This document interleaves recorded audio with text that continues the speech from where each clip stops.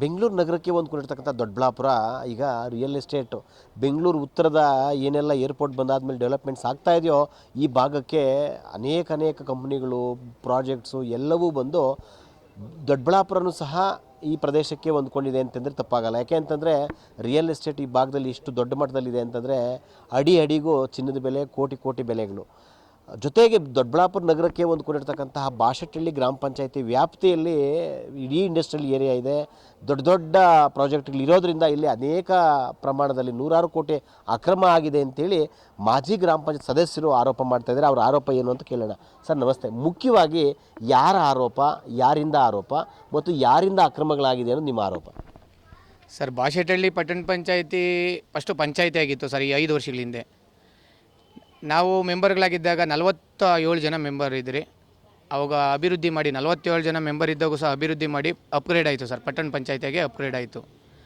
Upgrade ಆದಮೇಲೆ ಪಟ್ಟಣ ಪಂಚಾಯತಿ ಆದಮೇಲೆ ಬಾಡಿ ಇರಲ್ಲ, ಸರ್ವಾಡಳಿತ ಯಾರ್ದು MLA ಸಾಹೇಬರು ಆ್ಯಂಡ್ ಆಡಳಿತಾಧಿಕಾರಿಗಳು, ತಹಸೀಲ್ದಾರು, ಚೀಫ್ ಆಫೀಸರ್ದು ಆಡಳಿತ ಇರ್ತದೆ ಸರ್. 4.5 ವರ್ಷಗಳ ಕಾಲ ಈ 3 ಜನದ ಆಡಳಿತವಾಗೇ ಇರ್ತದೆ. ಸಾರ್ವಜನಿಕರು ಕೇಳೋಕ್ಕೆ ಅಧಿಕಾರ ಇರಲ್ಲ, ಯಾಕಂದರೆ ಬಾಡಿ ಇರಲ್ಲ. ಸಾರ್ವಜನಿಕರು ಏನೇ ಕೇಳಿದ್ರು ಅವ್ರ ಅಹವಾಲುಗಳನ್ನ ಸ್ವೀಕರಿಸಲ್ಲ. ಇಲ್ಲಿ 4.5 ವರ್ಷಗಳಲ್ಲಿ 100 ಕೋಟಿ ರೂಪಾಯಿ ಹಗರಣಗಳಾಗಿದೆ ಸರ್. ಹಗರಣಗಳು ಹೇಗಾಗಿದೆ ಅಂತಂದರೆ, JCB ಬಿಲ್ಲು ಅಂತ ಮಾಡ್ತಾರೆ ಸರ್. JCB 3 JCB ಹೊಸ ಕೊಂಡ್ಕೊಂಡ್ರು ಅಷ್ಟು ದುಡ್ಡಾಗಲ್ಲ ಸ್ವಾಮಿ. 2 ವರ್ಷದಲ್ಲಿ ಕೋಟಿಗಳು ಹಗರಣ. ಕಾಲಾವಧಿ ಸರ್ ಬರೀ ನಾವು ತೆಗೆದಿರೋದು ಬರೀ 2 ವರ್ಷದಲ್ಲೇ 1 ಕೋಟಿ ರೂಪಾಯಿ JCB ಬಿಲ್ಲು. ಯಾವ ವರ್ಷ? ನಾವು 23-24ರಲ್ಲಿ 1 ಕೋಟಿ ರೂಪಾಯಿ ಆಗ JCB ಬಿಲ್ಲು. ಏನು 2.5 ಲಕ್ಷ ರೂಪಾಯಿ JCB ಓನರ್ ಕೊಟ್ಟರೆ, ಇನ್ನು ಅಧಿಕಾರಿಗಳಿಗೂ 20 ಲಕ್ಷ 30 ಲಕ್ಷ ಈ ಥರ ಬಿಲ್ಲುಗಳಾಗಿದೆ. ಈಗ ನೇರವಾಗಿ ಧೀರಜ್ ಮುನ್ರಾಜ್ ಅವರು ಶಾಸಕರಾಗಿದ್ದಾರೆ. ಅವ್ರ ಕಾಲಾವಧಿಯಲ್ಲೇ 100 ಕೋಟಿ ಹಗರಣ ಆಗಿದೆ. ಖಂಡಿತ ಸರ್. ಈಗ ಯಾವುದೇ ಮನೆಗೆ ಯಜಮಾನಾದರೆ 3 ಜನ ಯಜಮಾನರುಗಳಿದ್ದಿದ್ದೆವು. MLA ಸಾಹೇಬರು, ಧೀರಜ್ ಮುನ್ರಾಜ್ ಸಾಹೇಬರು, ಆಮೇಲೆ ತಹಸೀಲ್ದಾರು, ಚೀಫ್ ಆಫೀಸರೇ, ಅವಾಗ ಆಡಳಿತಾಧಿಕಾರಿಗಳು. ಏನೇ ಮಾಡ್ಬೇಕಾದ್ರೆ ಅವರೇ ಸುಪ್ರೀಮು. ಯಾರ್ದು ಬಾಡಿ ಇಲ್ದಿದೆ, ಯಾರು ಸುಪ್ರೀಂ, ಯಾರು ಅಧ್ಯಕ್ಷರಿಲ್ಲ, ಅವರೇ ಸುಪ್ರೀಂ ಇದ್ದರು. ಸ್ವಾಮಿ, ನೀವು ನಿಮ್ಮ ಅಧಿಕಾರದ ಆ ಟೈಮಲ್ಲಿ ಕಾಮಗಾರಿಗಳು ಬದಲಾವಣೆ ಮಾಡಬೇಕು ಅಂತ ಆಗಿರೋ ಲೆಟ್ರ್ಗಳನ್ನೂ ಕೊಡ್ತೀರಾ. ಆವಾಗ ನಾವು ಜನ ತಿರುಗಿಬಿದ್ದಾಗ ನೀವೇ ಬದಲಾವಣೆ ಮಾಡಬೇಕು ಅಂತ ಕೊಡ್ತೀರಾ. ಅದೇ ಬಿಲ್ಲುಗಳನ್ನ ಇವಾಗೆಲ್ಲ ಕಳ್ಳ ಬಿಲ್ಲುಗಳಾಗವಲ್ವಾ? ನೀವೇ ತಾನೇ ಹೊಣೆ. ನೀವು ಹೇಳ್ತೀರಾ ಇವತ್ತು ಯಾರಾದರೂ 10 ರೂಪಾಯಿ ಕೇಳಿದ್ರೆ ನಮ್ಮ ಮನೆ ಭಾಗ ಕರ್ಕೊಂಬಂದ್ಬಿಡಿ, ನಮ್ಮ ಆಫೀಸಿಗೆ ಕರ್ಕೊಂಬಂದ್ಬಿಡಿ ಅವನು ಅಂತ. ಈಗ 10 ರೂಪಾಯಿ ಎಲ್ಲ ಸ್ವಾಮಿ, 100 ಕೋಟಿ ರೂಪಾಯಿ ಇಲ್ಲಿ ತಿಂದವರಲ್ಲ ಅಧಿಕಾರಿಗಳನ್ನ. ನೀವೇನು ಆಕ್ಷನ್ ಅಂತೀರಿ? ಈಗ ಜಿಲ್ಲಾಧಿಕಾರಿಗಳಿಗೆ ಮನವಿ ಕೊಟ್ಟಿದ್ದೀವಿ, ಈ ಟೆಂಡರ್ ಕರಿಬಾರ್ದು, ಕಾಮಗಾರಿ ಆಗಬಾರ್ದು ಅಂತೇಳಿ.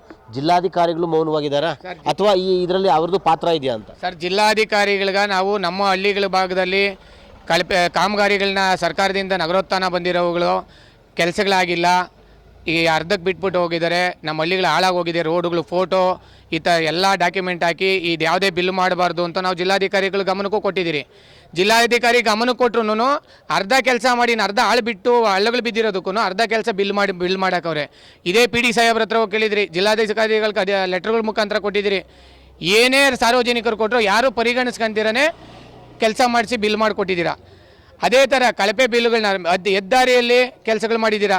ಊರುಗಳಲ್ಲಿ ಸ್ಲ್ಯಾಬ್ಗಳು ಹಾಕಿರ್ತೀರಿ ಅಂತೆಲ್ಲ ಸ್ಲ್ಯಾಬ್ಗಳು ಹಾಕ್ದಿರೇ ಬಿಲ್ ಮಾಡ್ಕೊಂಡಿದ್ದೀರಾ. ಒಂದಲ್ಲ ಎರಡಲ್ಲ ಸ್ವಾಮಿ. 10 ದಿನಗಳ ಕಾಲದಲ್ಲಿ ಲೋಕಾಯುಕ್ತರು ಬಂದು ಬಾಶೆಟ್ಟಹಳ್ಳಿ ಪಟ್ಟಣ ಪಂಚಾಯತಿ ಮೇಲೆ ದಾಳಿ ಮಾಡಿದ್ದಾರೆ.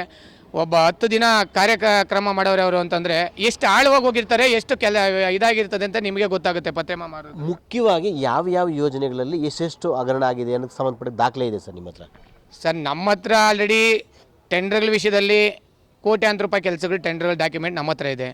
ನಾವಿವತ್ತು ಬಂದು 10 ದಿನ ಆದಮೇಲೂ ನಾವು ಯಾಕೆ ನಮ್ಮ ಪಂಚಾಯತಿ ನಮ್ಮ ಮನೆ ಮೇಲೆ ಬಂದಂಗೆ, ಪಂಚಾಯತಿ ಅಂದರೆ ನಮ್ಮ ಮನೆ ಇದ್ದಂಗೆ, ನಮ್ಮ ಮನೆ ನಾವು ಆಳಿ ಬಿಟ್ಟು ಹೋಗಿರೋ ಮನೆಯೇ ಇದು. ನಮ್ಮ ಮನೆ ಮೇಲೆ ಯಾಕೆ ಈ ಥರ ಧೋರಣೆ ಆಗ್ತಾಯಿದೆ ಅಂತ ಬಂದು ನಾವು ಲೋಕಾಯುಕ್ತರನ್ನ ಪ್ರಶ್ನೆ ಮಾಡಿದಾಗ ಲೋಕಾಯುಕ್ತರು ಒಂದು ಲೀಸ್ಟ್ ಕೊಡ್ತಾಯಿದ್ರೆ ನಾವು ಗಮನದಲ್ಲಿತ್ತು.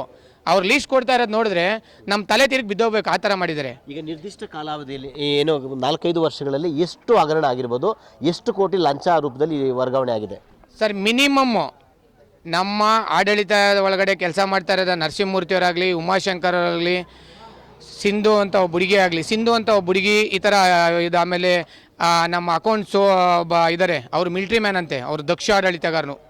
ಏನು ಗುಂಡೇಟ್ ಬಿದ್ದವೆ ಅಂತಾರೆ. ಅಂಥ ಗುಂಡೇಟ್ ಬಿದ್ದಿರೋರೇ ಇದು ಅಕೌಂಟ್ಸ್ ಇದ್ಕೊಂಡು ಇಷ್ಟು 100 ಕೋಟಿ ಹಗರಣಕ್ಕೆ ಸೈನ್ ಹಾಕವನೆ ಅಂತಂದರೆ ಇನ್ನೆಷ್ಟು ಮಾತ್ರ ಇರಬೇಕು? ಅವ್ನು ದಕ್ಷ ಆಡಳಿತ ಎಷ್ಟಿರಬೇಕು? ಅಲ್ಲಿ ಏನೂ ಇಲ್ಲ, ಅವನು ಮಿಲ್ಟ್ರಿಯಲ್ಲಿ ದಕ್ಷ ಆಡಳಿತ ಮಾಡಿಲ್ಲ. ಯಾರ ಬಿದ್ದು ಸತ್ತೋಗಿರೋನು ಎತ್ತಾಗ್ತಾ ಇದ್ದಾನೆ ಅಷ್ಟೇ. ಅವನೇನು ಮಿಲಿಟ್ರಿಯಲ್ಲಿ ಇರಲಿಲ್ಲ, ಏನೋ ಪಾಪ ದುಡ್ಡು ಕೊಟ್ಟಿದ್ದಾಗ ಬಂದು ಸೇರ್ಕೊಂಡ್ಬಿಟ್ಟಿದ್ದಾರೆ ನಮ್ಮ ಸರ್ಕಾರ. ಶಾಸಕರದ್ದು ಎಷ್ಟು ಪಾಲಿರ್ಬೋದು ಸರ್ ಇದರಲ್ಲಿ 106 ಕೋಟಿಲಿ? ಸರ್ ಈಗ ಮನೆಯಲ್ಲಿ ನನಗೆ ಒಂದು ಮೂಟೆ ಅಕ್ಕಿ ರಾಗಿ ಬರ್ತದೆ ಅಂದರೆ ಎಲ್ಲರಿಗೂ ಶೇರ್ ಇದ್ದಂಗೆ ಇರ್ತದೆ ಸರ್. ಕಳ್ತನ ಮಾಡಿದ್ರೆ ಒಬ್ಬರೇ ಹಂಚ್ಕೊಂತೀರಾ? ಆಯಿತು ಸ್ವಾಮಿ, ನೀವು ಕಣ್ಣಿಗೆ ಪಟ್ಟೆ ಕಟ್ಕೊಂಡು ಕೂತಿದ್ರೆ ಇಷ್ಟ ಆಗೈತೆ ಅಂತ. ಆಯ್ತು 10 ದಿನ ಆಯ್ತಲ್ವಾ, ನೀವು ಬಂದು ಎಲ್ಲಾದರೂ ಹೇಳ್ಬೋದಾಯ್ತಲ್ವಾ? ಬಾಶೆಟ್ಟಹಳ್ಳಿ ಆಡಳಿತ ಪಂಚಾಯತಿ ನಮ್ಮದ್ರಲ್ಲಿ ಯಾವುದೇ ಧೋರಣೆ ಆಗಿಲ್ಲ, ಏನೂ ಆಗಿಲ್ಲ. ಜನಗಳೇ ಸಾರ್ವಜನಿಕರು ಯಾರೋ ಆತಂಕ ಒಳಪಡಬೇಡಿ, ನಮ್ಗೆ ಈ ಥರ ಆಗಿಲ್ಲ ಅಂತ ಹೇಳ್ಬೋದಾಗಿತ್ತವಲ್ಲ. ತಪ್ಪಿರೋದಕ್ಕೆ ಅಲ್ಲ ಸ್ವಾಮಿ, ಯಾರು ಒಂದು ಪ್ರೆಸ್ ಮೀಟ್ ಕರೆದು ಯಾರು ಹೇಳೋಕ್ಕೆ ಆಗಿಲ್ಲ 10 ದಿನದಲ್ಲಿ. ಆಯಿತು ಸ್ವಾಮಿ, ಇಷ್ಟು ದಿನ ಯಾರು ಹೇಳಿದ್ರು? ಒಬ್ಬೇ ಒಬ್ಬರು ಚಕಾರ ಎತ್ತಿಲ್ಲ. ಮನವಿ ಏನು ಗೊತ್ತಾ ಇದರಲ್ಲಿ, ಈಗೇನು ತನಿಖೆ ನಡೀತಾ ಐತೆ ಲೋಕಾಯುಕ್ತ ತನಿಖೆ, ನಮಗೆ ಸತ್ಯಾಂಶ ತಿಳಿಬೇಕು. ಎಲ್ರಿಗೂ ಜನರಿಗೂ ಏನು ನಡೆದೈತಿ ಇಲ್ಲಿ ಸತ್ಯಾಂಶ. ಯಾರು ಕಳ್ತನ ಮಾಡೋರೆ, 1 ರೂಪಾಯಿ ತಿಂದರೂ ಅವ್ನು ಕಳ್ತನ ಮಾಡೋನೆ ಅಂತಾನೆ, 100 ರೂಪಾಯಿ ತಿಂದರೂ ಕಳ್ತನ ಮಾಡೋನೆ ಅಂತಾನೆ, ಕೋಟಿ ರೂಪಾಯಿ ತಿಂದರೂ ಕಳ್ತನ ಮಾಡೋ ಅಂತಾನೆ. ಈಗ ನಮಗೆ ಹಳ್ಳಿಗಳವ್ರಿಗೆ ಆಗಲಿ ಯಾರಿಗೆ ಆಗಲಿ, ಯಾಕಂದರೆ ಬೆವ್ರು ಸುರಿಸಿ 1 ರೂಪಾಯಿ ಕಟ್ಟಿರೋದು ತೆರಿಗೆ ದುಡ್ಡು. ಸರ್ಕಾರದ ಹಣ ಪೋಲಾಗಬಾರ್ದು. ನಮಗೆ ಯಾವುದೇ ಕಾಮಗಾರಿ ಮಾಡಿರಲಿ, MLAನೇ ಇರಲಿ, ಯಾರನ್ನೇ ಇರಲಿ, ಇದರಲ್ಲಿ ಯಾರ್ಯಾರು ಪಾಲ್ದಾರರಾಗಿರ್ತಾರೋ ಅವರೆಲ್ಲ ನೇರ ಹೊಣೆಗಾರ ಆಗ್ತಾರೆ. ನಮಗೆ ಅವರು ಕಾರಣನೂ ಕೊಡಬೇಕು, ಮತ್ತು ನಮ್ಮ ಹಳ್ಳಿಗಳು ಅಭಿವೃದ್ಧಿ ಮಾಡೋಕ್ಕೆ ದುಡ್ಡಿಲ್ಲ ಅಂತ ಹೇಳ್ತಾ ಇದ್ದವರು ಇಷ್ಟೆಲ್ಲ ಇದು ಮಾಡಿದಾರಲ್ಲ, ಅವ್ರು ಕಕ್ಕಲೇಬೇಕು ಇದನ್ನು.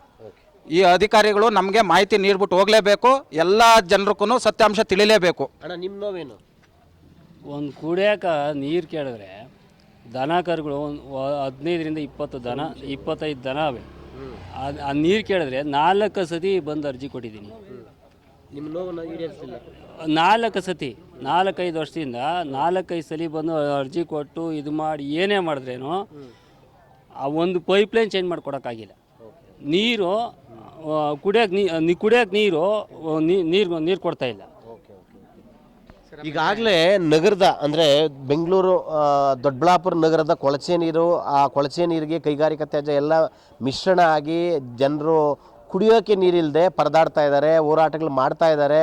ಅರ್ಕಾವತಿ ಕ್ಯಾಚ್ಮೆಂಟ್ ಏರಿಯಾದಲ್ಲಿ ತುಂಬ ತೊಂದರೆಗಳಾಗ್ತಾ ಇದೆ ಅಂತೇಳಿ ಅನೇಕ ವರ್ಷಗಳಿಂದ ಹೋರಾಟ ಮಾಡ್ತಾಯಿದ್ರು. ಅವರು ಹೋರಾಟವಾಗಿ ಉಳ್ಕೊಂಡಿದೆ, ಪರಿಹಾರ ಮಾತ್ರ ಸಿಕ್ಕಿಲ್ಲ. ಇದೀಗ ಪಟ್ಟಣ ಪಂಚಾಯತಿ ಬಾಶೆಟ್ಟಹಳ್ಳಿಯಲ್ಲೂ ದೊಡ್ಡ ಮಟ್ಟದಲ್ಲಿ 106 ಕೋಟಿ ಹಗರಣಗಳಾಗಿದೆ. ಹಗರಣದಲ್ಲಿ ಜಿಲ್ಲಾಧಿಕಾರಿಗಳಾದಿಯಾಗಿ ಮುಖ್ಯ ನಿರ್ವಹಣಾಧಿಕಾರಿಗಳು ಜೊತೆಗೆ ಧೀರಜ್ ಮುನ್ರಾಜ್ ಅವರು ಸಹ ಶಾಮೀಲಾಗಿದ್ದಾರೆ ಅಂತೇಳಿ ಆರೋಪ ಆಗ್ತಾ ಇದೆ. ಏನು ಲೋಕಾಯುಕ್ತ ತನಿಖೆ ನಡೀತಾ ಇದೆ, ತನಿಖೆ ಸತ್ಯಾಂಶ ಹೊರಗೆ ಬರಬೇಕು, ಅದು ಬಯಲಾಗಬೇಕು ಅಂತಕ್ಕಂಥ ಈ ಆಗ್ರಹ ಈಡೇರಲಿ ಅನ್ನೋದೇ ನಮ್ಮ ಆಶಯ. ಶಶಾಂಕ್ ಜೊತೆ ಸುರೇಶ್ ಬಾಬು, ವಿಶ್ವಭಾರತಿ, ಯಲಹಂಕ.